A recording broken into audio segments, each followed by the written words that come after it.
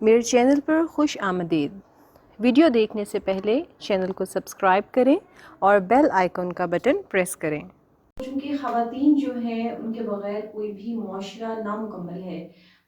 ہر گھر میں جب تک خواتین نہ ہوں، کہتے ہیں نا بیٹی اللہ تعالیٰ کی رحمت ہوتی ہے، تو بیٹیوں کو، بہنوں کو، ماؤں کو ان کے جو ڈیو رائٹس ہیں وہ معاشرے میں مل رہے ہیں یا نہیں مل رہے ہیں، اس کی اویئرنیس دینا اور ان کے رائٹس ہیں کیا،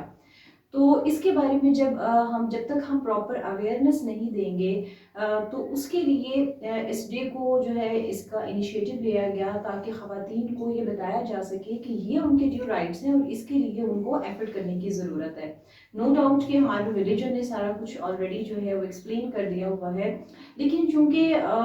جدید معاشرے کے ساتھ ساتھ ہم اتنے میٹیریلسٹک دور میں داخل ہو چکے ہیں کہ ہمیں ان چیزوں کو ہم اگنور کر چکے ہیں، لہٰذا پھر اس کے ساتھ ساتھ کچھ دنیاوی لحاظ سے بھی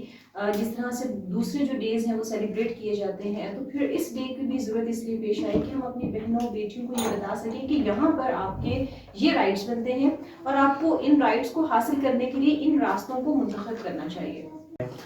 زرتاشیہ، یہ فرمائیے کہ کرنٹ بات کرتے ہیں نا، آج کے دور میں بات کرتے ہیں، کون سے وہ حقوق ہیں جو خواتین کو نہیں مل رہے ہیں؟ سر، اس میں بنیادی بات یہ ہے کہ جو ہمارے ریلیجن اسلام کے آنے سے پہلے جن پرابلمس کا شکار تھے نا خواتین، بدقسمتی سے آج اگر آپ معاشرے میں دیکھیں گے تو بہت سے اس طرح کے ایشوز آج بھی ہمارے معاشرے میں موجود ہیں۔ بچیوں کے ساتھ زیادتی ہو رہی ہے، چھوٹی چھوٹی بچیاں ہیں ان کے ساتھ زیادتی ہوتی ہے، اور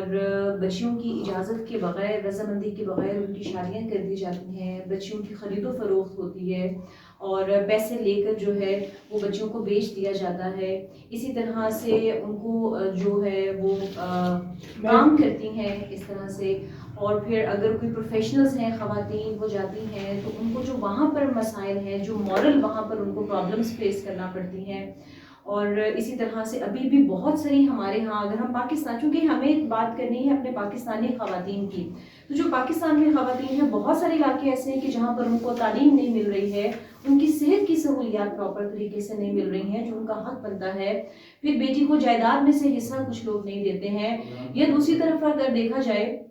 تو جو غریب خاندان سے تعلق رکھتے ہیں تو جو شادی کے مسائل ہے کہ جہیز اتنا مانگ لیا جاتا ہے کہ بہت ساری لڑکیاں جو ہیں ہماری بیٹیاں وہ شادی ان کی نہیں ہو پاتی ہے صرف اس لیے کہ جہیز بہت زیادہ مانگ لیا جاتا ہے۔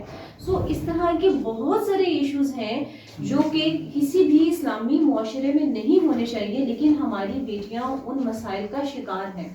اس پر بہت زیادہ ضرورت ہے کہ ہم بات کریں کہ کیوں ہماری جو بیٹیاں ہیں جو کہ ایک اسلامی ریاست کا حصہ ہیں، کہ جس کو ہم یہ کہتے ہیں کہ یہ اسلامی ریاست ہے، اس کے باوجود ہماری بیٹیاں ان تمام مسائل میں سے گزر رہی ہیں جو کہ جن میں سے ان کو نہیں گزرنا چاہیے تھا۔ میڈم زرتاشیہ، بات کر لیتے ہیں جو باہر فیلڈ میں کام کرتی ہیں خواتین، تو ان کو کیا مسائل ہیں؟ سب سے پہلے تو جو ایک ورڈ ہوتا ہے نا کریکٹر اسیسینیشن جو ہے،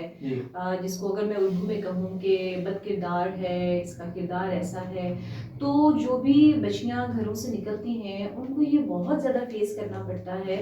کہ لوگ ان کے بارے میں جو جی چاہتا ہے وہ سمجھتے ہیں کہ they are at liberty and they are allowed کہ وہ جو کہنا چاہیں وہ کہہ سکتے ہیں۔ ابھی جیسے میم نے کہا کہ ہماری سوسائٹی میں بہت رسپیکٹ ہے،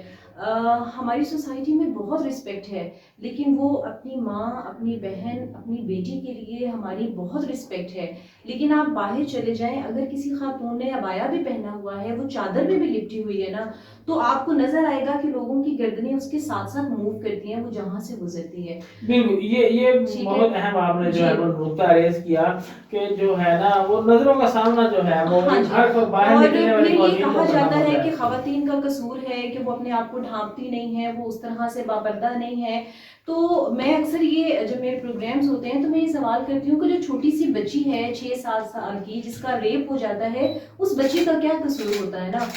بہت زیادہ۔ اور اسی طرح سے جیسے آپ نے کہا کہ جو پروفیشنلز بچیاں ہیں جو کام کرتی ہیں، تو ان کو وہ چاہے آرگنائزیشنز ہیں, وہ انسٹیٹیوشنز ہیں, کیونکہ میرا بہت سارے انسٹیٹیوشن سے رابطہ ہوتا ہے جہاں پر بچیاں کام کر رہی ہیں, پروفیشنل جو مختلف آفیسز میں ہیں. آپ بلیو کریں کہ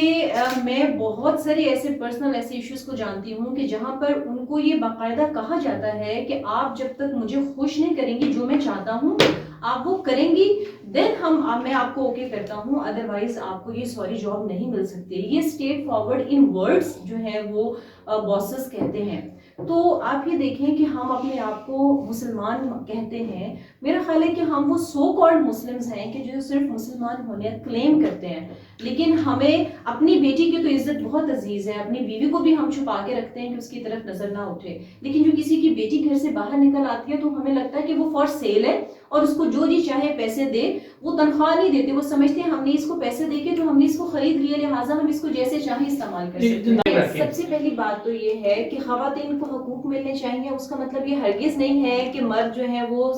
ہے وہ